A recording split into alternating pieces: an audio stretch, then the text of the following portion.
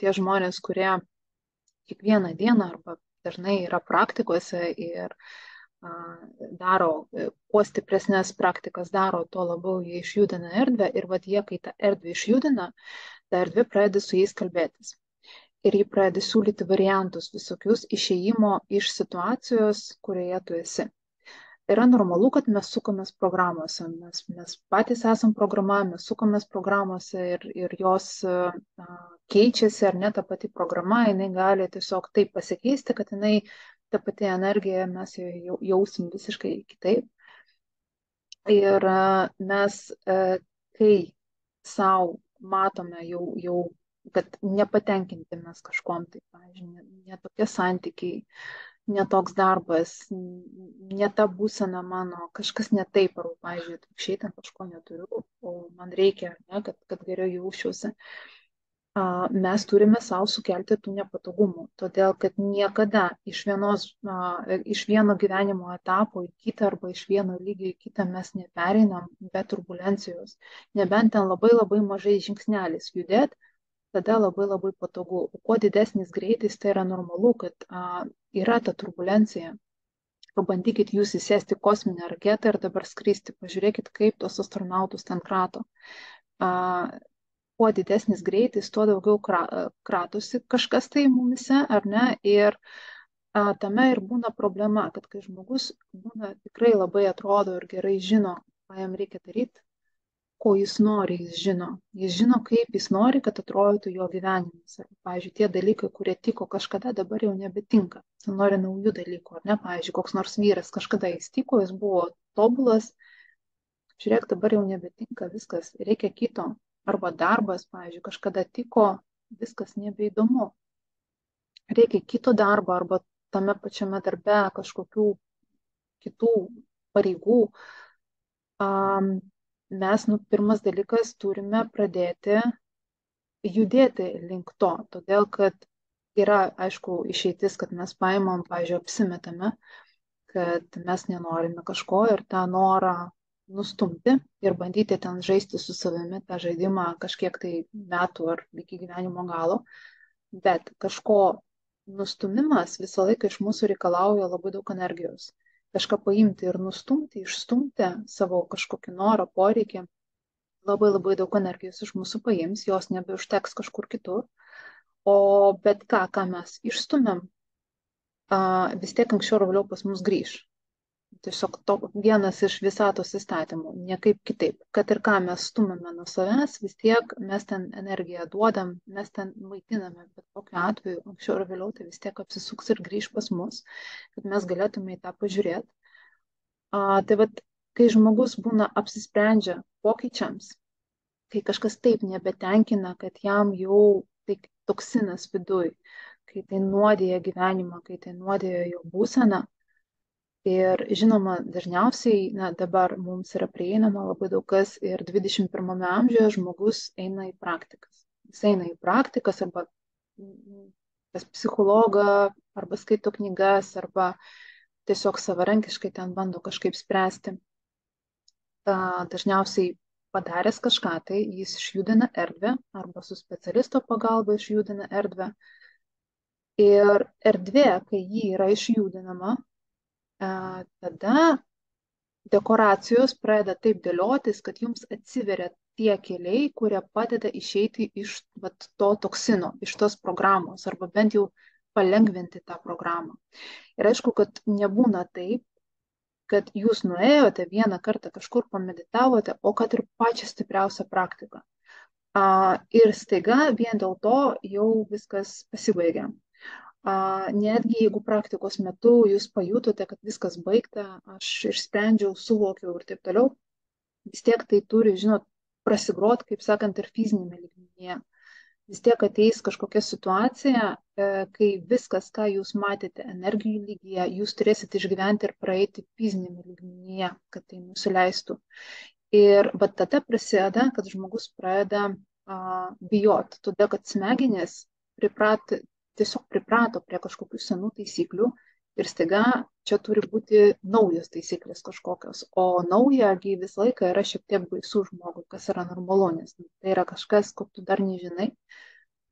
Ir dažniausiai praktikos, vat, 100 kartų aš esu tą mačiusi per tiek daug metų, aš esu mačiusi ir vat, jautusi tiesiog labai giliai, aiškiai, kaip žmogus, pavyzdžiui, sėdi ir jis atėjo vėl dirbti su kažkokiu klausimu ir tas klausimas tas pats, na, pavyzdžiui, kokio nors santykiai ar panašiai, ir tu matai, kad jau viskas padaryta, viskas, jau energijų lygyje tu jau tiek daug praktikų padarai ir jos suveikia.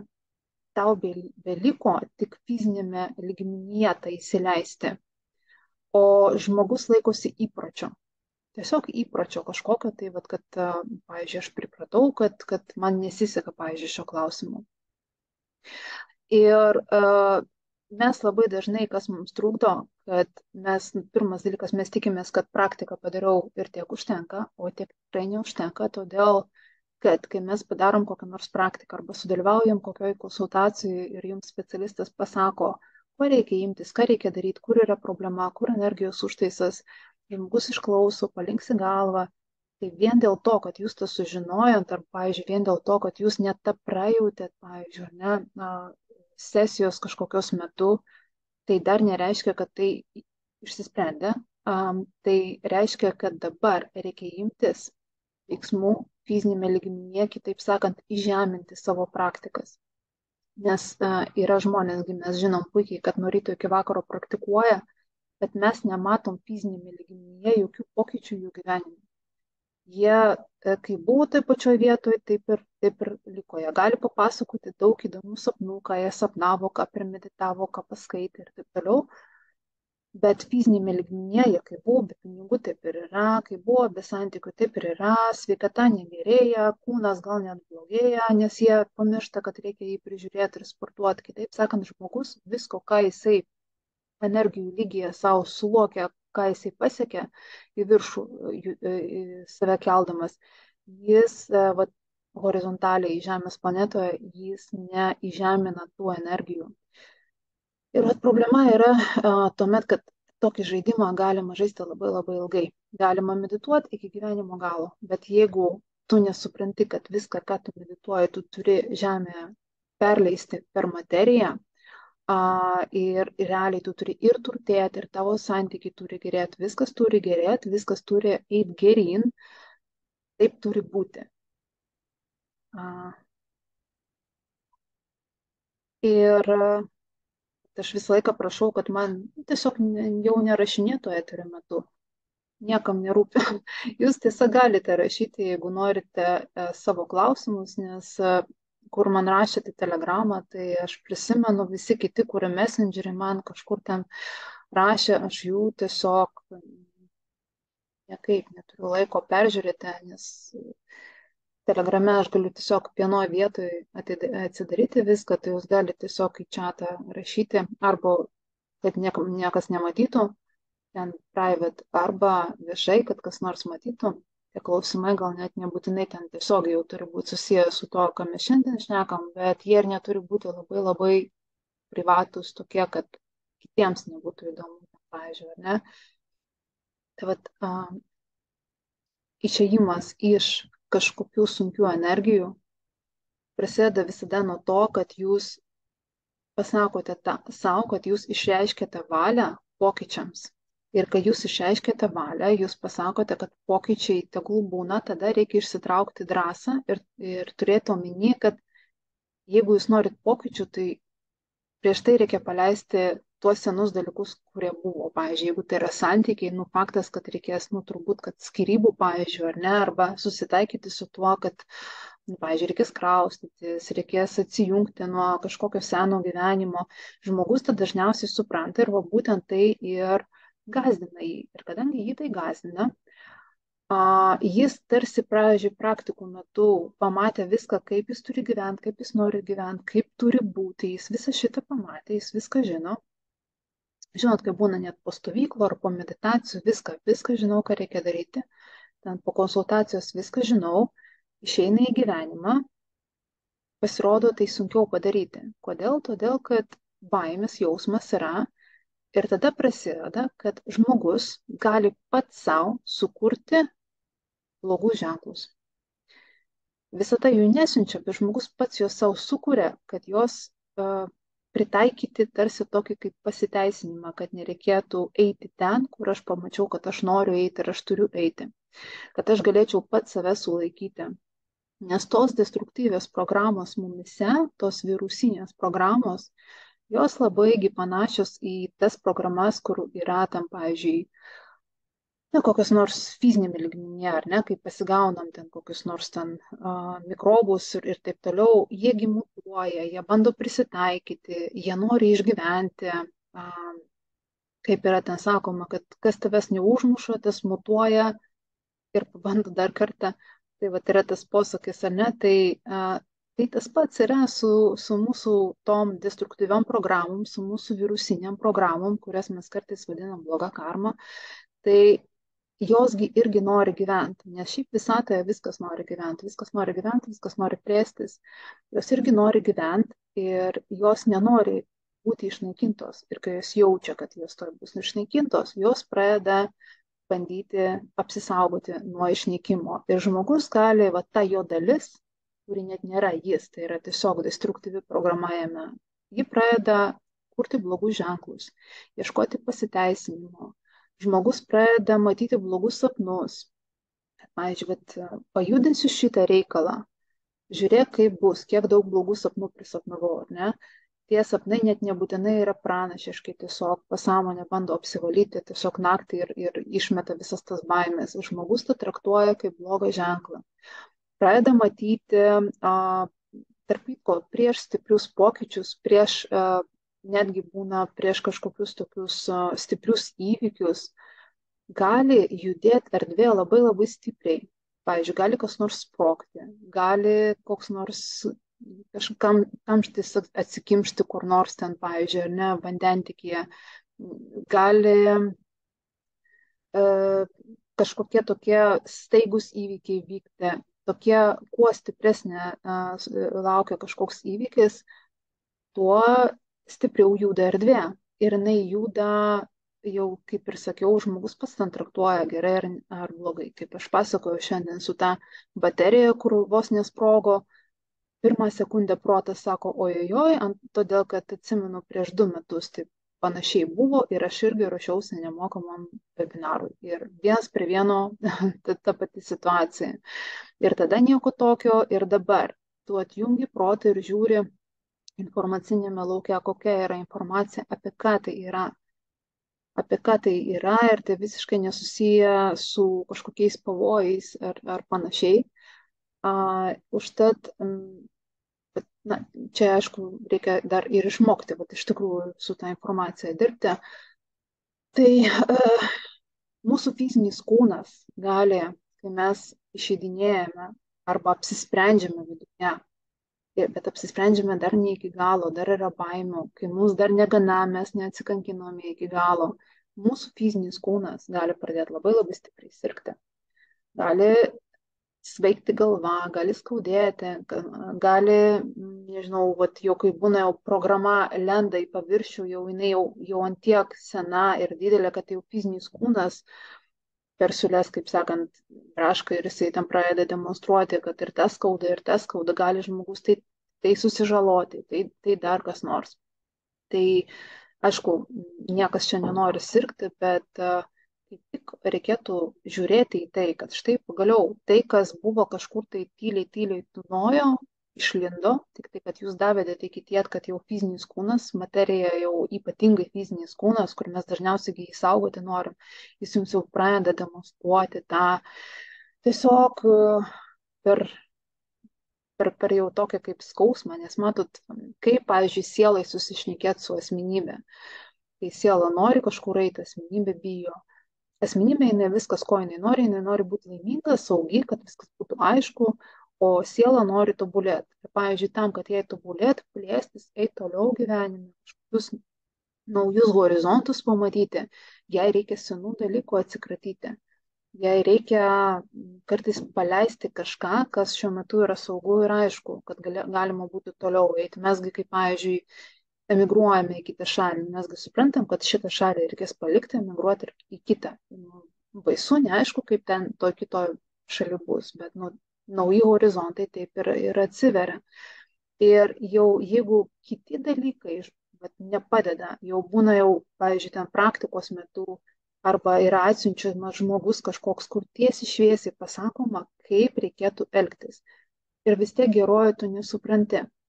Tada pradedama kalbėti per fizinį kūną. O jeigu prieš tai žmogus nesiklausė, tai jau kai ką nors skauda, tai tada tai žmogus tai tikrai atkreipia dėmesį. Dažniausiai, ne, nu, mes negalim jau į fizinį kūną neatkreipti dėmesį, kai mums skauda ką nors. Mes tada tikrai pradedame dažniausiai klausinėti, kas vyksta, kažkas ne taip.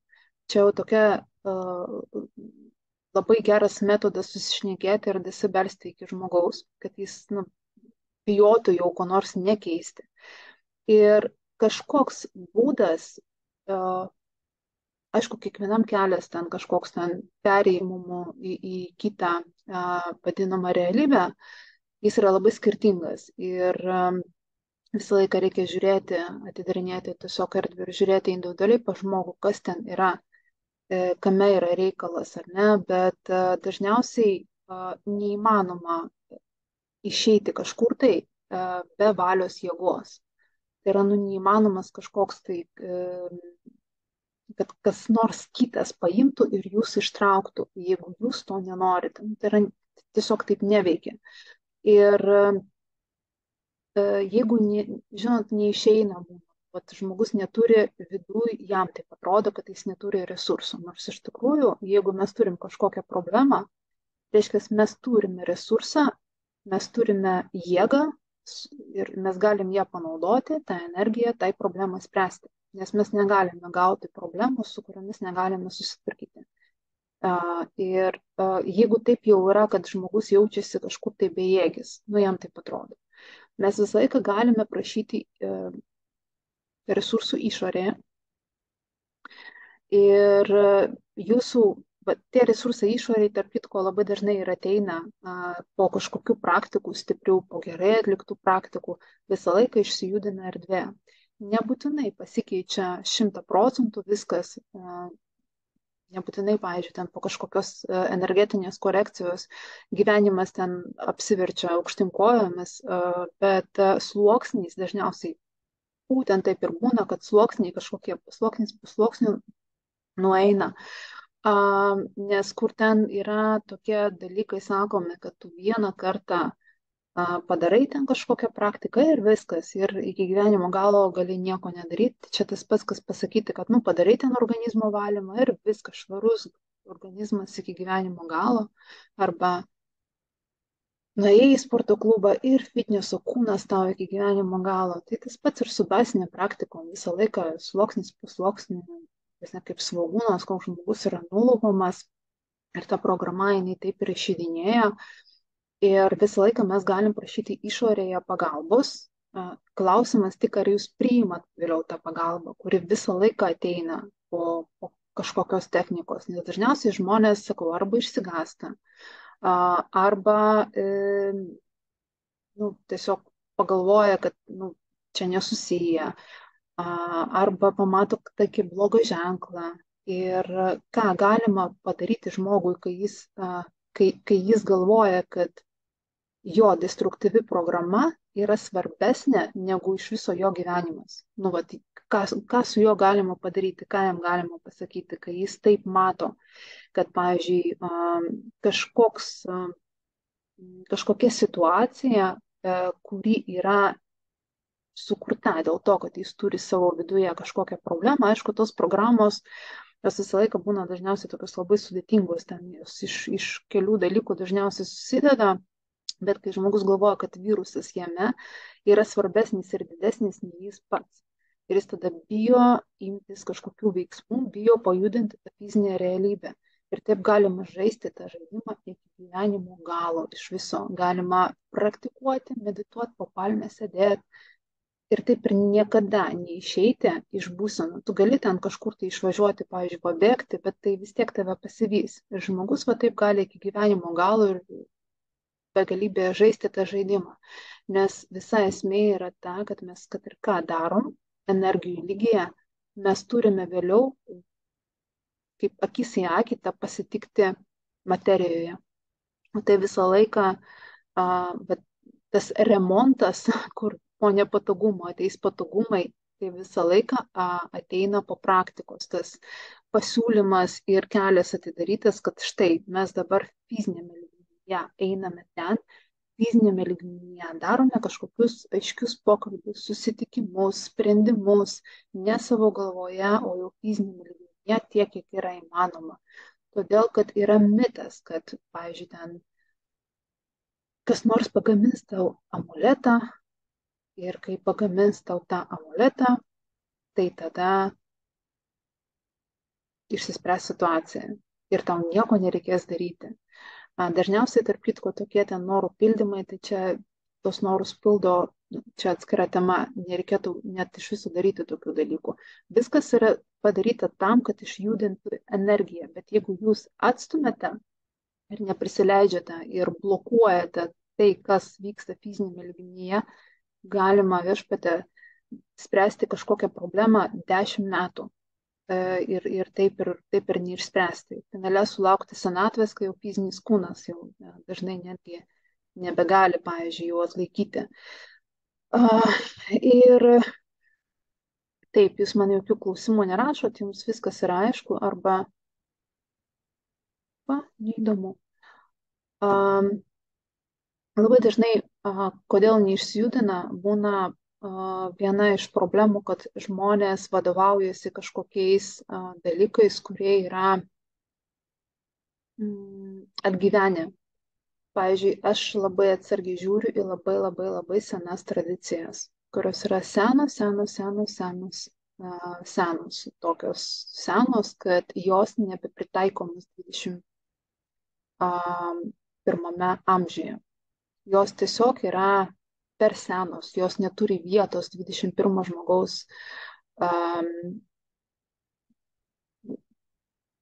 tokio kaip mąstymo modelėje. Jos tiesiog yra, pavyzdžiui, ten paimkime netgi kokią nors senovės dievai, ar ne, ten koks nors Dzeusas ir taip toliau. Jiegi kaip programos kažkada iš tikrųjų egzistavo, dabar čia aš kalbu tokias paėmiau didesnės programas. Arba, pavyzdžiui, kokias nors ten, tarkim, religiniai tam tikri egregorai, ar ne, kurie reikalavo ten, pavyzdžiui, daryti ten kokią nors, kur iš viso senos religijos, kur ten reikalavo netgi, pavyzdžiui, ten paaukoti žmogaus širdį ir taip toliau, kur maja civilizacija darė. Tai pažiūrėkit, dabar jau to nebėra, bet yra tokių kitų, mažiau gal žiaurių, bet kitokių dalykų, kurie jie neveikia, jie realiai neveikia. Kaip viena iš tų, gal per daug į religijas nelysiu, bet vienas iš tų dalykų, kur yra ten, pavyzdžiui, nueini, jeigu jūs labai krikščionys, tai nemėtykite mane tapkėmis į ekraną, arba atsijunkite, jeigu jums labai sunku. Bet tarkim, vien dėl to, kad jūs nueisit pas kunigas, pasakysite ten, išsakysite jam ten, kokias nuodėmes jūs padarėte, kaip jums atrodo, kad ten buvo nuodėmė, jis ten atseit paklausė, sako, padaryk ten, pasakyk ten šventas Marijas 3 ar 5, jeigu buvot labai blogas, tai gal 10, paaukok bažnyčiai ir būsi laisvas. Kiek yra žmonių, kurie iki šiol galvoja, kad tai padės? Kam tai iš viso kada nors padėjo? Jeigu tu gali melstis taip pat iki gyvenimo galo, tai nepadės. Realiai, kol tu neįeisi giliai į savo patį tą branduolį problemos ir nepažiūrėsi, kodėl tu pats su savimi taip elgiesi. Ir jeigu tu neišeini iš kažkokios programos, jokia malda čia realiai nepadės. Ir tie maldavimai, žinot, kaip būna maldauja ten kokio stebuklo ir maldauja panikoj, maldauja psichozai, sakykime taip, ar ne, maldauja su ašarom, skausmas. Žinot, kaip būna, bando išmaldauti, išprievartauti erdvę ir vėliau išmaldauja atseit stebuklas ir įvyko. Kaip žmogus įsivaizduoja, kad jis tokios būsenos baisios, kai yra taip žemai kritęs dažnis, jis aukšto dažnio būtybių jis niekaip negali pasiekti, o jos tikrai žemai taip nesileis iki jo. va tokius visokius norus dažniausiai pildo ne viršutiniai pasaulyje, o apatiniai. Užtat vat, visi tie maldavimai ir laukimai, kad jeigu aš maldausiu labai, tai kas nors ateis ir padės. Čia yra vaiko sąmonė. Nu, vat, kad Dievas ateis padės, ten kunigas ateis padės, dar kas nors ateis padės. Jums gali ateiti padėti, kad jūs galėtumėte vėliau padėti savo. Aš manau, kad net nereikia aiškinti tokių dalykų.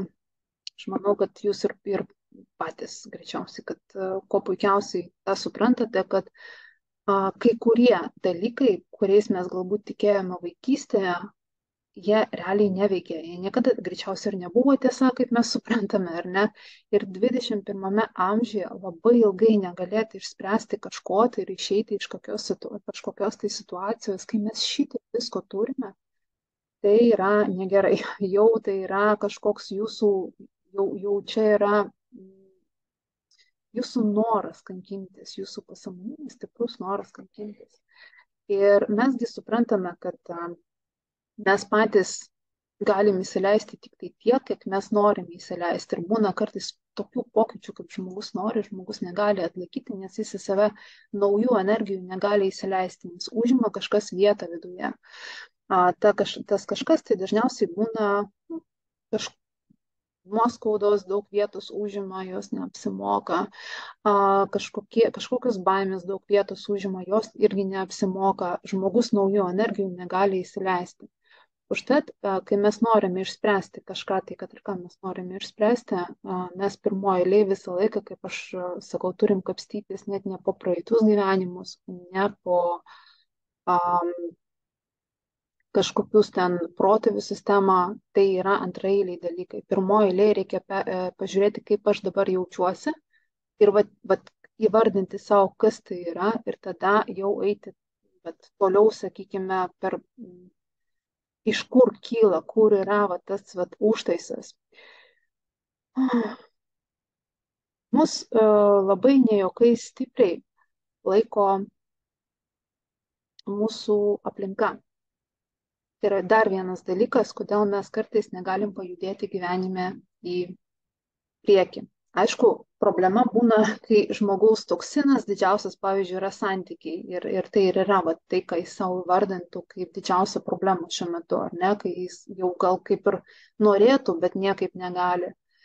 Bet kai mes evoliucionuojam, praktikuojam, ypatingai, turbūt nežinau, ar yra čia kas nors toks, kuris, žinot, jūs praktikuojat, o jūsų partneris ne. Ir jūs kiekvienais metais vis labiau matote tą skirtumą tarp jų dviejų. Ir jis vis didės ir didės ir didės.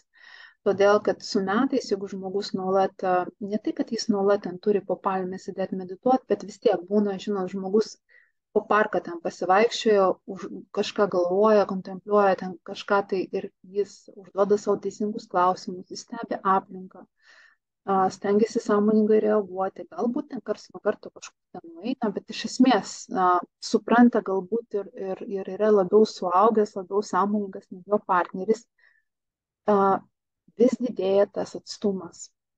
Ir tada tas, kuris praktikuoja, jis aišku turbūt bando būti geras žmogus. Ir jeigu tas geras žmogus vis dar neišmoko vertinti savo energijos ir jam kažko tai gaila ir dėl to jis lieka su savo partneriu, jis turbūt galvoja, kad na gerai, aš truputį palauksiu, o gal ir mano partneris pradės ką nors praktikuoti. Stebuklų būna, bet žinot, kai būna, aš tikrai nenoriu čia nieko kaltinti naivumu, todėl kad aš pati tikrai iki šiol turiu naivumo ir aš dabar ruošiuosi knygos išleidimo, jau po truputį patalpų ieškau pristatymų, jau po truputį galvoju, kokia čia data galėtų būti, jau jinai arti ta knyga, ten tiesiog spaustuvė jau ne nuo manęs priklauso. Tai ten beveik visa knyga yra apie mano naivumą, be praktikų, nes ten daugybė praktikų prirašiau ir tos praktikos beveik visos yra, ten gal 60% tokių praktikų ir ten praktikos yra tokios būtent apie tą išėjimą iš kažkokių savo problemų, labai skirtingos ir kvėpavimo, ir visų skonių, žodžiu, ir labai daug apie astralinį higieną. apie tokį dalyką, apie tokį reiškinį, kuris yra labai svarbus, apie astralinius parazitus, kaip juos atpažinti.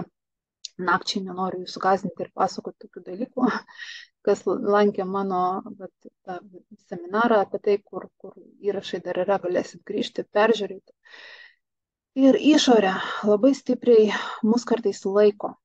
Ir kartais išorė, netgi jeigu mes tam, pavyzdžiui, mes norim, pavyzdžiui, gyventi, turtingiau, geriau, įdomiau, mes tarsi jaučiam, kad mes galėtume kaip ir plačiau gyventi, mes galėtume nuveikti visko daugiau, bet mes aplinką, kaip ir mes turėtume ją irgi keisti, nes mes kūrėme aplinką, bet aplinka irgi kūrė mus. Ir būna kartais, kad tu judėtum greičiau, jeigu tu greičiau pakeistum tą savo aplinką. Jeigu tu greičiau tą suvoktum, kad pakeisti savo aplinką nereiškia, kad tu esi blogas žmogus. Tai tiesiog reiškia, kad tu greičiau judėsi į priekį. Nes jeigu jūs kažkur tai, pavyzdžiui, suvokėte kažką, tarkim, pameditavot, nuėjote kokį seminarą, perskaitėte knygą arba tiesiog suvokėte kažką, kad jums reikia va ten, jums būna toks, žinot, kad jūs tikrai žinot. Nes mes, kai gaunam informaciją iš aukštesnių lygmenų, ta informacija visą laiką yra labai tiesi. Ten nebūna tokių, kaip būna klausia, kaip atskirti. Protas sako, ar kažkoks aukštesnysis aš. Ta informacija visą laiką būna tiesi. Ten nebūna, o gal taip, bet tiesiog tiesiai ateina. Ir jūs žinot, ir jums tas atveria, pradeda formuotis naujos neuronų jungtis. Jūs tik pradeda. O jūs grįžtat atgal į seną aplinką ir ta sena aplinka, jį jūs temps ten, kur jį yra. Na, kartais netyčia netgi. Ir jeigu jūs turite savo aplinkoje kokių nors žmonių, kurie yra, pavyzdžiui, kuriems jūs esat naudingas, toks, koks jūs esate. Jie nenori, kad jūs keistumėtės, kam jiems reikia šito. Jeigu jūs pasikeisit, jūs nebeduosite to, ką jūs duodate dabar. Tie žmonės nebūtinai kažkokie blogi, bet tiesiog yra visada mūsų aplinkoje žmonių, kurie nesuinteresuoti, kad jūs tobulėtumėte. Jie nesuinteresuoti, kad jūs eitumėte į priekį. Kartais tai būna pavydas, o kartais tai būna ten kažkokie kiti dalykai. Ir tai yra tas skaudus momentas, kai reikia atpažinti, kad jūs savo aplinkoje turite tokį objektą, kuris vadinasi energetinis vampyras. Mes visi dalinai esame energetiniai vampyrai, todėl kad mes visi išorę vartojame, bet yra žmonės, kurie ne tik vartoja, dar ir duoda kažką tai. O kai jūs žinote, kad jūs turite kažką šalia, kas yra už jūs silpnesnis, kas yra už jūs mažesnis ir jūs grįžęs tik duodat energiją, mainais nieko negaunat, tai iš esmės yra tas pats, kas, pavyzdžiui, jūs tik duodat pinigų arba, pavyzdžiui, vaikštot į darbą ir ten atlyginimo negaunat.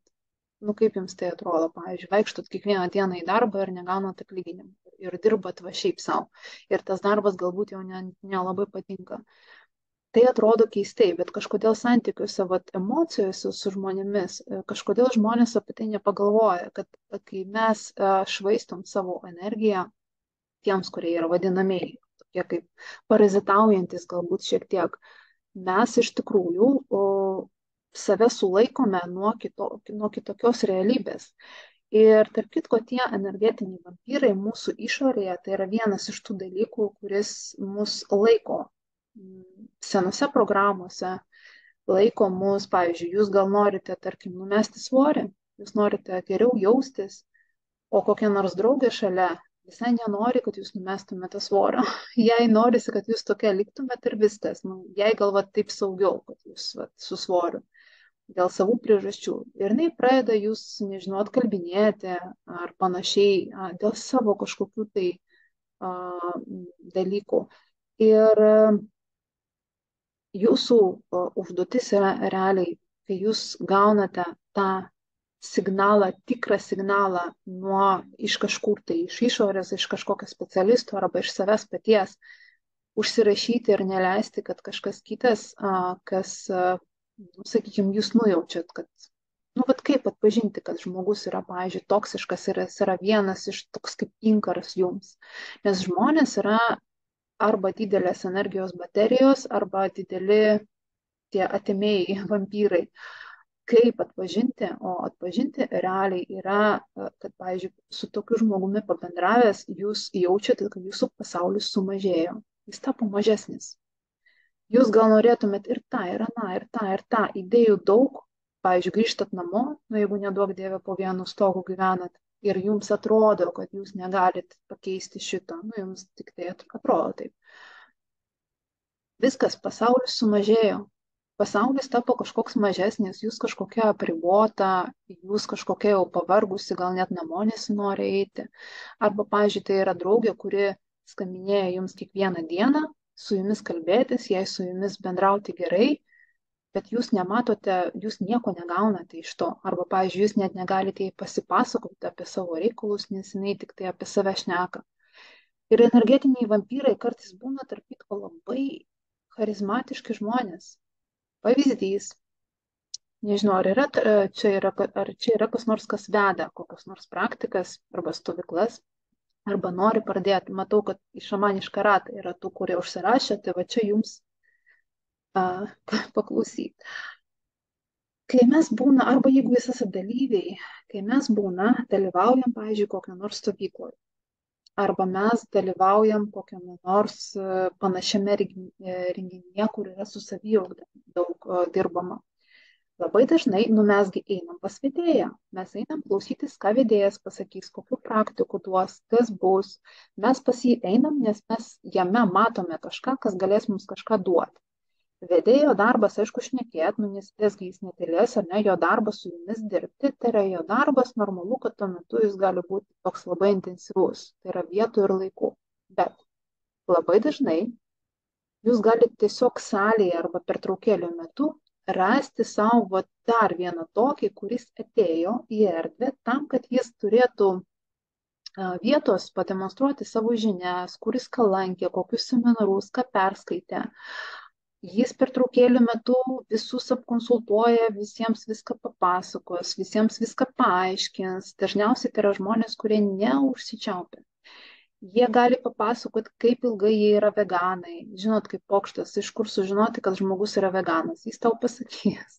Tai prasme, kur jie papasakos, kaip jie ten ką gydo ir taip toliau. Jie jums patars, jie jūs išklausys, galbūt net nemokamai prakonsultuos, kad tik jūs jų klausytumėt. Ir jūs sėdit ir galvojat, Jėzu, kaip man padeda.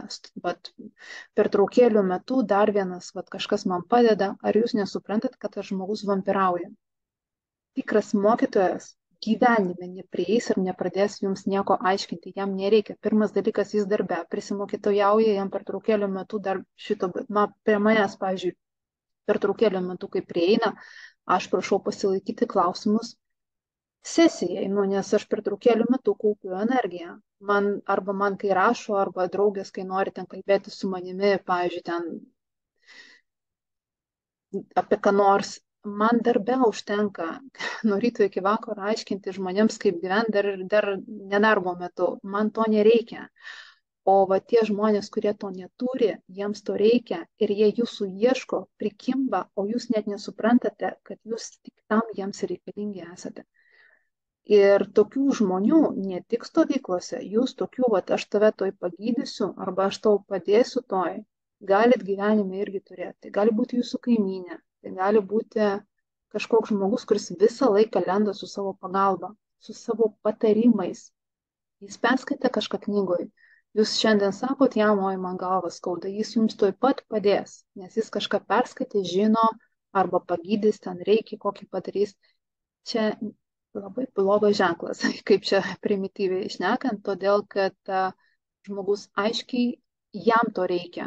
Jis nori eksploatuoti jūs, kad save šiek tiek pakelti į tą lygį, kuriame jis yra. O kaip žinot, kaip sakoma, kiekvienas teroristas randa savo auką ir kiekvienas vampyras randa irgi savo auką. Bet tokie žmonės, jeigu jūs dar jaučiat jiems jausmus kažkokius, tai gali būti ir jūsų vyras, ir jūsų žmona, ir jūsų sesė, įsivaizduokit, kaip sunku yra pasakyti ne. Tai gali būti jūsų mama, kur atrodo nieko blogo nedaro, bet kvėpuoti neleidžia su savo gerais poelgiais. Nes kai blogai ten jūs žemina arba ten, nežinau, atima pinigus, visą laiką prašo paskolinti ar panašiai, tai dar mes atpažįstam. O vat kai yra saldu, kai yra gražu, kai yra, atseit padeda, tai sunkiau atpažinti, bet jūs aplinkoje turėdami tokių žmonių, mesgi dalinamės energiją visą laiką. Kodėl visi nori šalia stipresnių žmonių pabūt, bent pabūt. Būna žmonės į stovyklas, pavyzdžiui, važiuoja, iš viso nieko jie nepraktikuoja, atsigula ir guli kaip maišas žmogus. Jis atėjo energijoje pabūt. Negali jis, pavyzdžiui, valios nėra ten kvėpuoti ar panašiai. Todėl, kad mes dalinamės energiją. Tas, kuris turi daugiau, aišku, jis gali duoti. Bet, pavyzdžiui, jeigu tai yra jūsų darbas, tai yra viena. Bet jeigu tai nėra jūsų darbas, asmeniniam gyvenimui, draugystėj, mes visada turime rinktis tik tai tuos, kurie yra lygus mums. Plius minus lygus, ar ne? O stiprus žmonės, jie nori rinktis tik kitus stiprius žmonės. Silpnai žmonėmis apsistatyti gali tik silpni žmonės, nes tai yra paprasta. Tada tu būni stipriausias tarp silpnų. O iš tikrųjų stiprus žmonės kitų stiprių žmonių nebijo. Taip, su stipriais žmonėmis sunkiau, jų nepastumdysi, jų nepavartosi, jie turi savo ribas, jie turi savo taisyklės kažkokias gyvenime, savo poreikius žino. Bet iš tikrųjų stiprus žmogus, jis visada nori šalia matyti stiprius žmonės, tik stiprų partnerį, kuris yra vertas jo.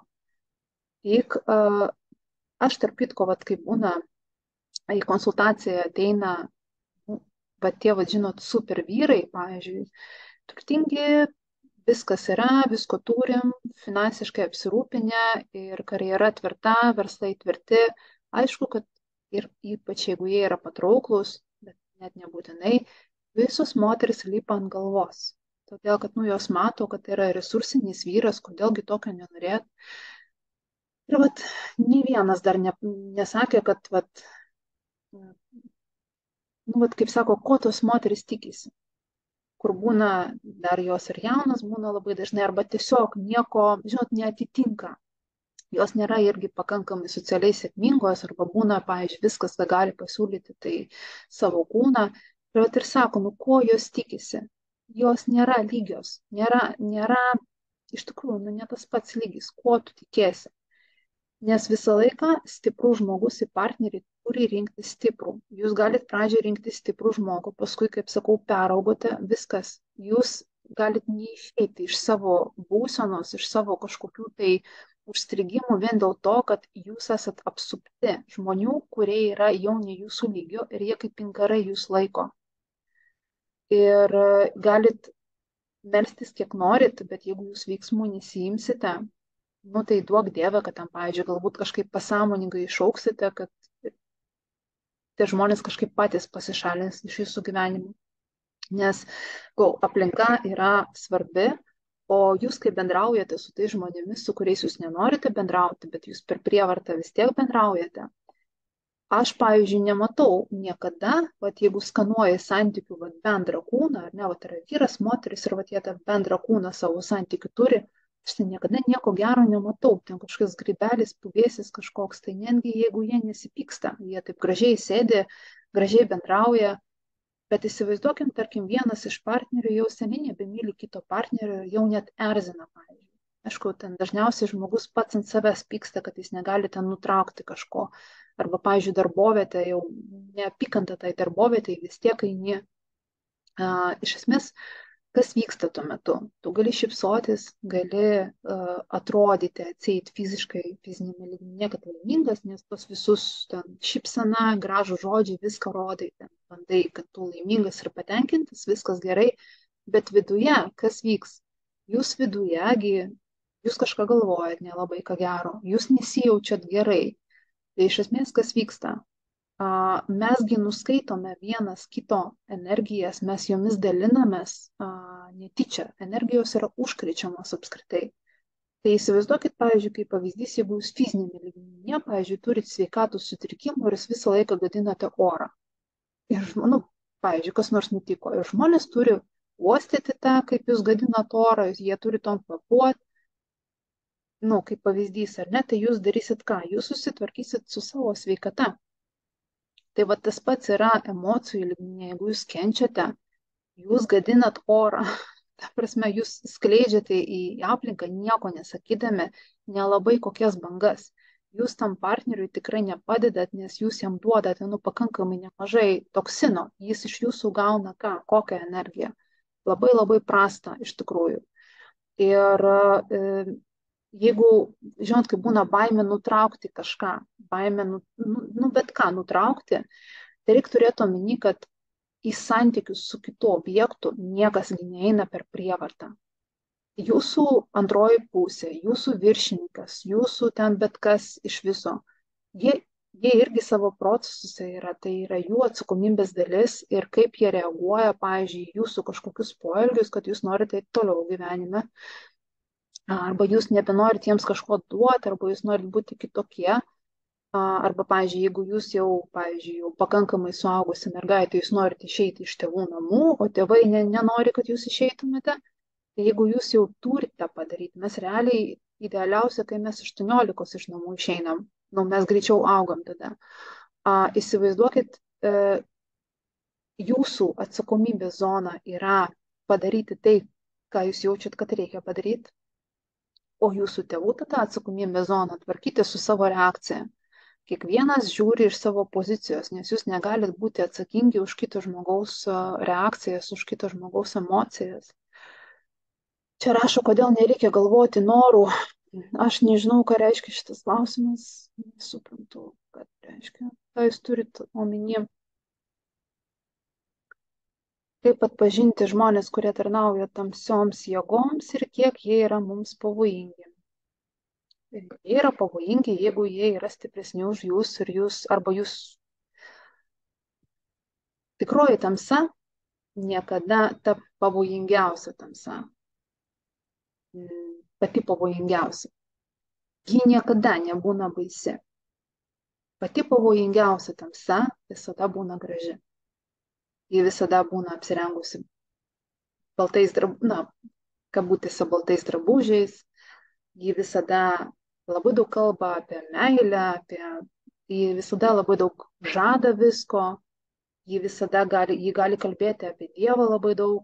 Ji gali kalbėti labai daug gražių žodžių, ten dažniausiai yra labai daug seksualumo, žavesio, charizmos, todėl kad kaip kitaip žmonės priviliot. Jeigu žmonės pamatys ką nors labai baisaus, jie apsisuks ir pabėgs.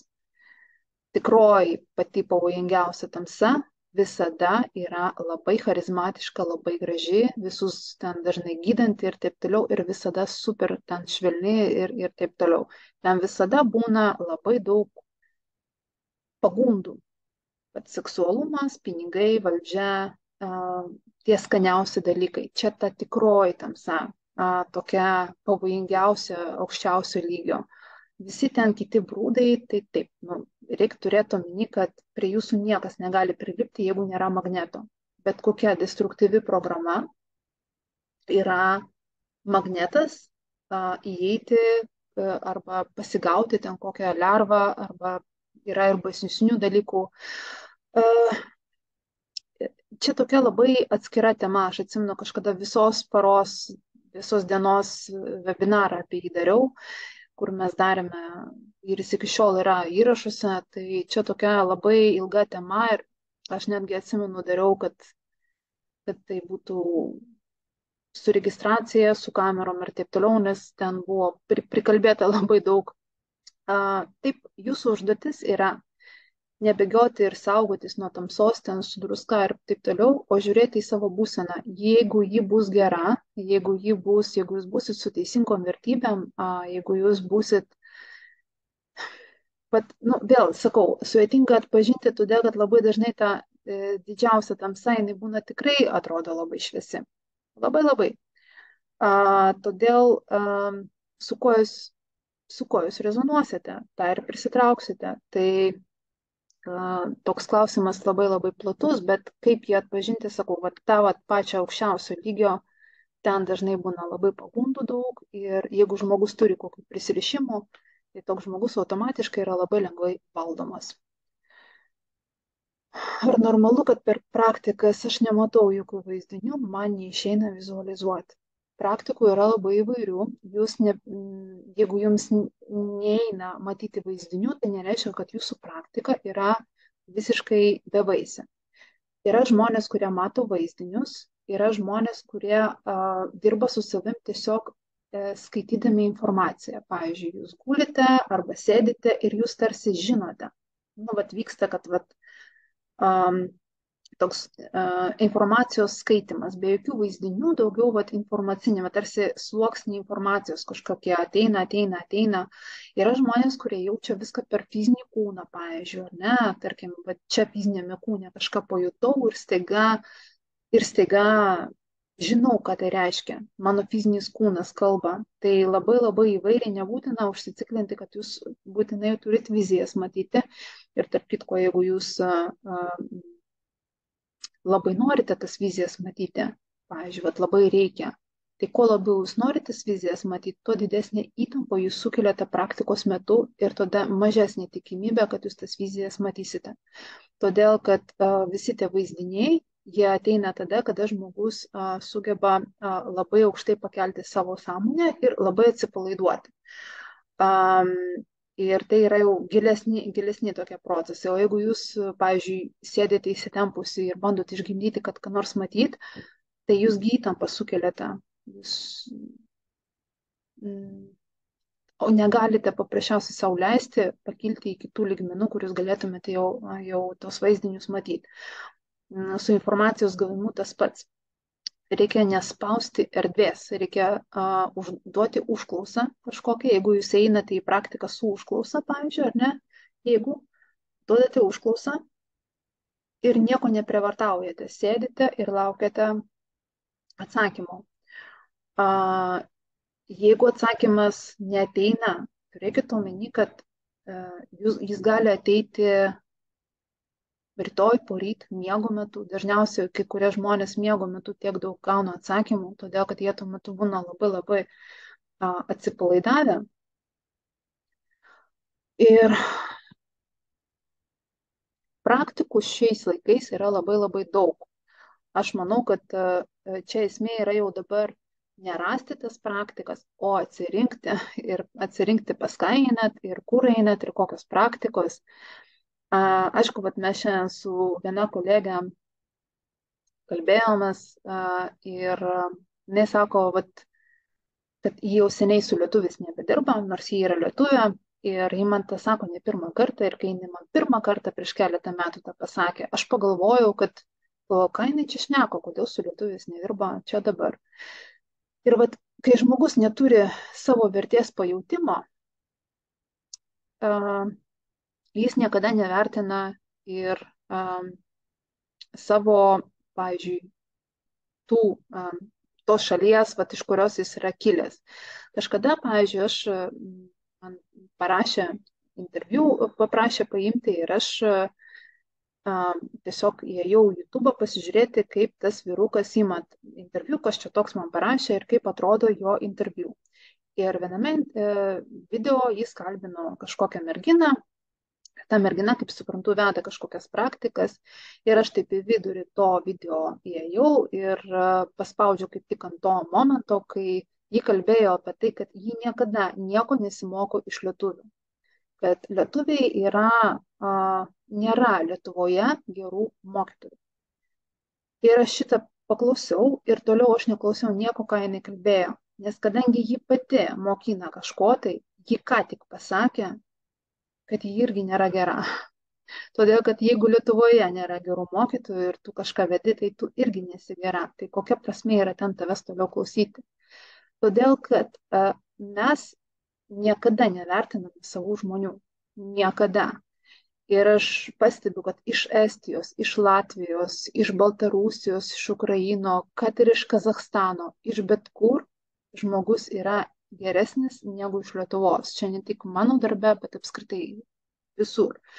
Ir tai labai stipriai susiję su to, kad žmogus realiai tas vat, procesas toks, jis yra čia mūsų tokios kaip lietuviškos, mūsų kolektyvinės sąmonės kažkoks toks blokas labai stiprus, kad mes negalim vertinti savų. Mums atrodo, kad kažkur kitur žolė yra žalesnė ir kad negali padėti, pavyzdžiui, mūsų vat, specialistai, nors aš tiek jų gerų pažįstu, aš pažįstu labai daug ir pasaulinio lygio ir ten kartais nieko nėra.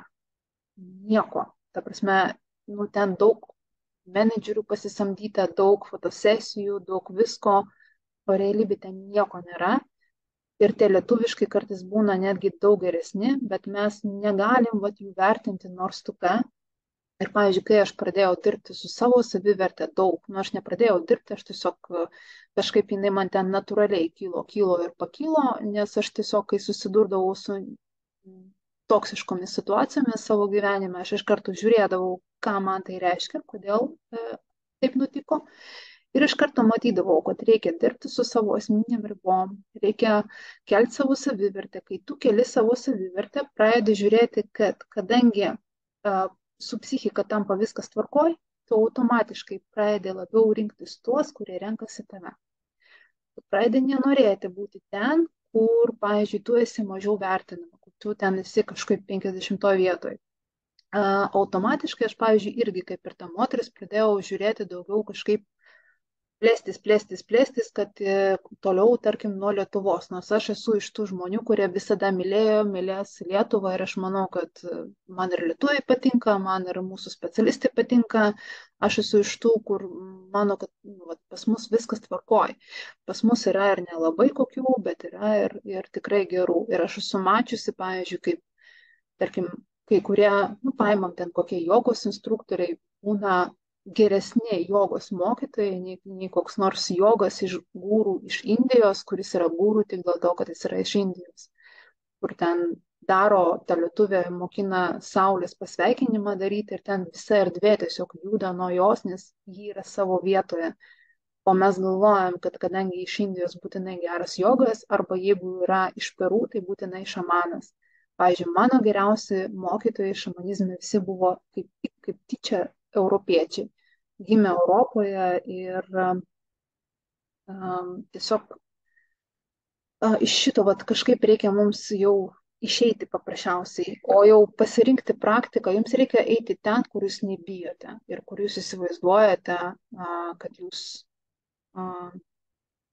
šiandien galite įveikti tas praktikas, kurios yra paduotos, bet kaip ir minėjau su praktikom, po praktikos prasideda tikroji praktika. Kai jūs išeinate iš praktikos salės, ta tikroji praktika prasideda, ta tikroji praktika yra tai, kad jums reikės įkūnyti viską, ką jūs ten išjudinate energijų lygyje.